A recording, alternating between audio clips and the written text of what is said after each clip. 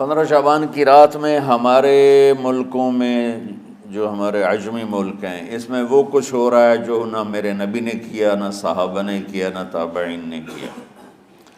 عجیب و غریب عبادات گھڑ لی ہیں، عجیب و غریب اس کے اعمال بنا لیے ہیں اپنی طرف سے، اور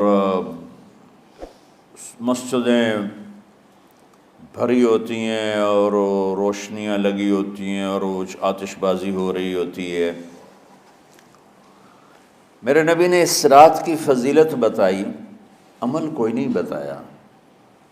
جیسے یہاں کوئی صلاۃ تسبیح کی جماعت کرا رہے ہوتے ہیں، کوئی اجتماعی تہجد پڑھ رہے ہوتے ہیں، کوئی دیگیں چڑھا رہے ہوتے ہیں، کوئی آتش بازی کر رہے ہوتے ہیں، تو وہ اس میں اتنا غلو ہو گیا ہے کہ یہ بھی ٹھیک نہیں۔ اور کچھ علماء نے اس کے رد میں اس کا اتنا انکار کیا ہے کہ اس رات کی کوئی فضیلت ہے ہی نہیں، یہ بھی ٹھیک نہیں۔ اس بیچ کا راستہ، اس رات کی فضیلت میں جتنی احادیث ہیں وہ ضعیف ہیں، لیکن اتنی کثرت سے ہیں کہ ان سب کا مل کر جمع ہو کر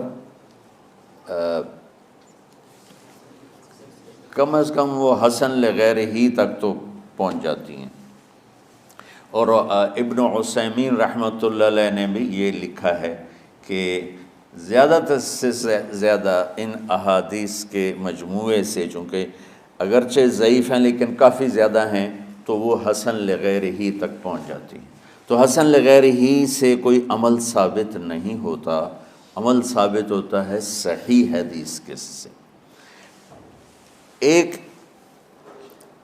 احادیث کی کثرت سے روایات، اور ایک امت کا عمل، کہ امت کا بہت بڑا طبقہ صدیوں سے اس رات کا اہتمام کر رہا ہے، لیکن کچھ عرصہ پہلے تک اہتمام تھا دن میں روزہ رکھنا، رات کو کوئی نوافل پڑھ لینا، کوئی دو چار زیادہ پڑھ لینا، لیکن اب یہ ڈھول تماشے جو اب شروع ہوا ہے، اس کا تو کوئی وجود ہی کوئی نہیں ہے۔ تو اس رات کو اللہ تعالیٰ نے مبارک بنایا، اور حدیث پاک میں آتا ہے کہ اللہ تعالیٰ اس رات میں ساری دنیا کے لوگوں کی بخشش فرماتا ہے، سوائے 5 آدمیوں کے۔ 5 کے سوا سب اہل ایمان کی بخشش ہو جاتی۔ مشرک، المشرک، پہلا مشرک، دوسرا مشاحن، مشاحن کیسے کہتے ہیں؟ دل میں بغض رکھنے والا، کینہ رکھنے والا۔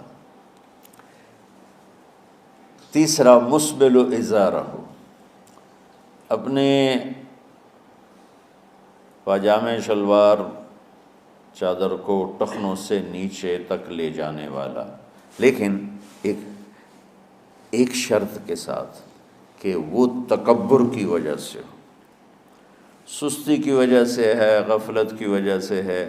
چونکہ جب آپ نے ایک مرتبہ اس کے بارے میں بات کی تو حضرت ابوبکر صدیق نے کہا یا رسول اللہ، میری چادر، عرب چادر باندھتے تھے جیسے ہمارے پنجاب کا لباس چادر تھا، اب وہ کم ہو گئے، ہماری تو بزرگ عورتیں بھی اور مرد بھی سب چادر باندھتے تھے، شلوار کا تو کسی کو پتہ ہی نہیں ہوتا تھا ہمارے بچپن میں۔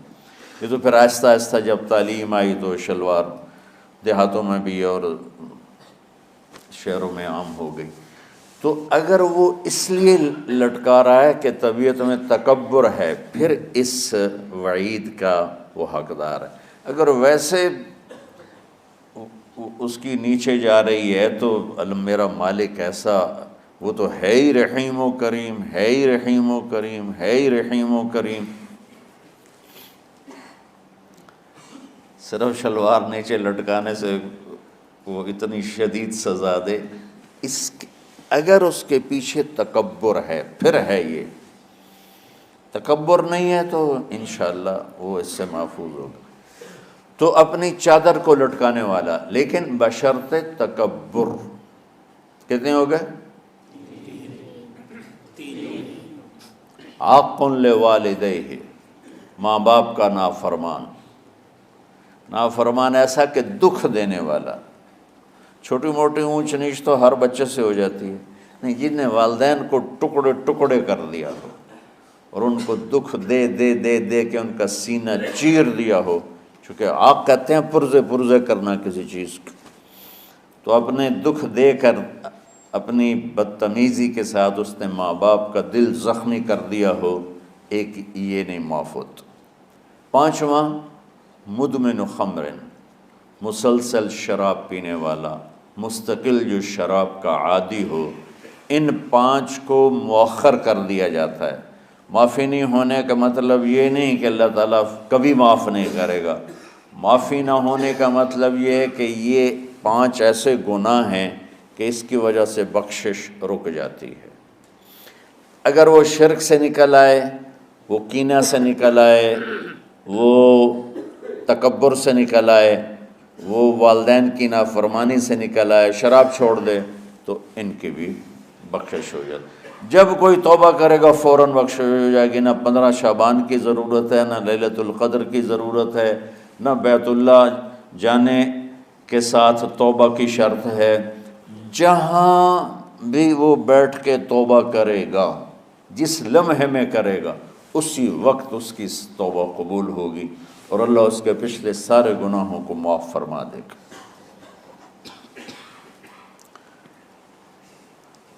دن کا روزہ، رات کا قیام، زیادہ زیادہ قیام سے مراد نوافل ہیں. کوئی گھر میں پڑھ لے، کوئی مسجد میں پڑھ لے. نوافل، نفلی عبادات گھر میں ہی افضل ہوتی ہیں. میرے نبی سنتیں ہمیشہ گھر سے پڑھ کے آتے تھے. تہجد اپنے گھر میں پڑھتے تھے، مسجد میں نہیں پڑھتے تھے. سوائے اعتکاف کے آپ اپنے نوافل سنتیں سب گھر میں پڑھتے تھے اور مسجد میں صرف فرض آ کے ادا فرماتے تھے. اور اس کے بعد بیٹھنا ہوتا تھا تو بیٹھ جاتے تھے، اٹھنا ہوتا تھا تو اٹھ جاتے تھے. تو اعتدال اللہ کو ہر چیز میں پسند ہے. دنیا جو مختصر ہے اس میں کیسے پسند نہیں ہوگا؟ آخرت جیسے معاملے میں بھی اللہ ہم سے کہہ رہا ہے اعتدال، امتن وسطا. ایسے عیسائیوں کی طرح ترک دنیا بھی نہ کرو، یہودیوں کی طرح دنیا کے پیچھے نہ پڑ جاؤ. رزق حلال بھی کماؤ، اپنے بچوں کو بھی دیکھو، اپنے فرائض کو بھی دیکھو جو دنیاوی ہیں، اور اللہ سے بھی اپنا معاملہ ٹھیک کرو اور درست کرو. بعد کے زمانے میں صحابہ کے بعد سے ہی ایک انتہا پسندی امت میں آئی. ساری ساری رات جاگنا. فلاں بزرگ تھے وہ رسے سے اپنے بالوں کو باندھ لیتے تھے کہ نماز پڑھتے پڑھتے جب نیند آئے اور جھٹکا لگے تو رسے سے بندھے ہوئے بالوں سے اس جھٹکے سے تکلیف ہو اور ان کی آنکھ کھل جائے اور پھر نفلوں میں شروع ہو جائے.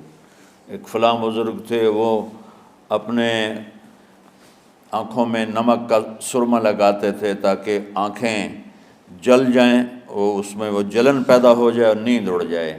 یہ ایسے واقعات بھرے پڑے ہیں. فلاں بزرگ تھے انہوں نے 30 سال عشاء کے وضو سے فجر کی نماز ادا کی.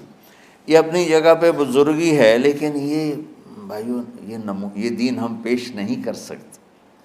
فلاں بزرگ تھے وہ 30 سال سے ستو کھا رہے تھے کہ روٹی کھانے اور ستو کھانے میں 70 دفعہ سبحان اللہ کا فرق پڑ جاتا ہے. تو روٹی کھائیں تو 70 دفعہ سبحان اللہ کم کہہ سکتے ہیں، اور ستو کھائیں تو 70 دفعہ سبحان اللہ زیادہ کہہ سکتے ہیں. تو لہٰذا ان کا مجھے تو 30 سال ہو گئے، میں تو ستو کھا رہا ہوں، میں تو روٹی نہیں کھا رہا. یہ دین نہیں ہے. یعنی یہ وہ دین نہیں جو ہم انسانیت کو پیش کر سکیں. یہ تو لوگوں کو دوڑانے والی بات. یہ راہبانیت کی شکل ہے. یہ وہ دین نہیں جو ہم لوگوں کو پیش کریں گے تو وہ کہیں گے واہ واہ واہ واہ کیا دین ہے بھائی، قبول کرو. یہ ایک قسم کا غلو آیا. میں ایک حدیث سناتا ہوں، بخاری شریف میں بھی ہے، مجھے اب ہر شے بھول گئی، لیکن وہ ہے نہی الغلو، اس طرح کر کے آپ لوگ زیادہ جانتے ہوں گے جو پڑھ رہے ہیں کہ غلو سے نہیں۔ حدیث آپ کو سب کو یاد ہوگی کہ 3 صحابہ آئے اللہ کے نبی کے گھر اور پوچھا کہ اللہ کے نبی رات کیسے گزارتے ہیں؟ تو گھر والوں نے کہا سوتے بھی ہیں، جاگتے بھی ہیں، کھاتے بھی ہیں۔ تو وہ تینوں آپس میں کہنے لگے وہ تو نبی ہیں، سوئیں بھی تو کوئی بات نہیں، اور شادی ہے کوئی بات نہیں، ہم تو نبی نہیں، ہمیں تو کچھ کرنا چاہیے۔ ایک نے کہا کہ میں ساری زندگی روزہ نہیں چھوڑوں گا، ایک نے کہا کہ میں ساری زندگی سوؤں گا نہیں، ایک نے کہا میں ساری زندگی شادی نہیں کروں گا۔ تو دیکھنے میں تو واہ واہ کیا بڑی بزرگی ہے بھائی، بڑے بزرگ ہیں۔ ہمارے نبی کو پتہ چلا آپ نے تینوں کو بلا لیا، کہا تم مجھ سے زیادہ اللہ سے ڈرنے والے ہو، میں تم سے انا اتقاکم یا اخشاکم، الفاظ آپ لوگ کو زیادہ یاد ہوں گے لیکن مفہوم میں صحیح پیش کر رہا ہوں۔ آپ نے کہا میں تم سے زیادہ اللہ کو جانتا ہوں، تم سے زیادہ اللہ سے ڈرتا ہوں، میں سوتا بھی ہوں، میں کھاتا بھی ہوں، میں روزے بھی رکھتا ہوں، میں چھوڑ بھی دیتا ہوں، میری بیویاں بھی ہیں، میں اپنی بیویوں کے پاس بھی جاتا ہوں۔ تم دین میں غلو سے بچو، پہلے امتوں کو ہلاک کر دیا دین میں غلو۔ دنیا میں غلو یعنی انتہا پسندی، ایکسٹریمسٹ ہونا، دنیا ہو یا دین ہو دونوں میں اعتدال بچو، اللہ تعالیٰ کو پسند ہے۔